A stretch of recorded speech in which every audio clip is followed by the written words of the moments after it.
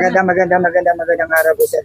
Sir, okay lang po ba mag-survey sa inyo? Magtatanong lang po about sa mga ano sa social media? Tungkol sir. saan po ba yan?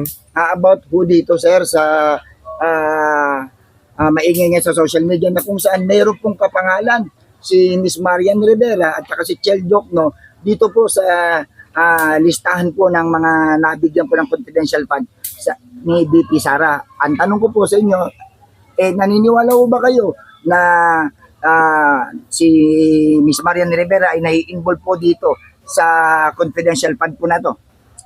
Di ba, kapangalan lang? Kasi mayaman na, influencer na yun, di ba? Parang, bakit pa siya tatanggap ng fund ng ibang tao kung mayaman na siya, di ba? So, baka haka-haka lang yan. Paninirang puri ba yan?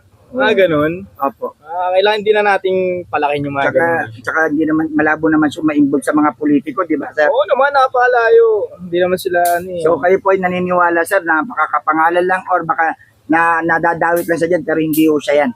Oo naman, kasi Marenda-bera yan eh. Oo. Malabo. Yun, maraming salamat po, sir. Thank you. Okay.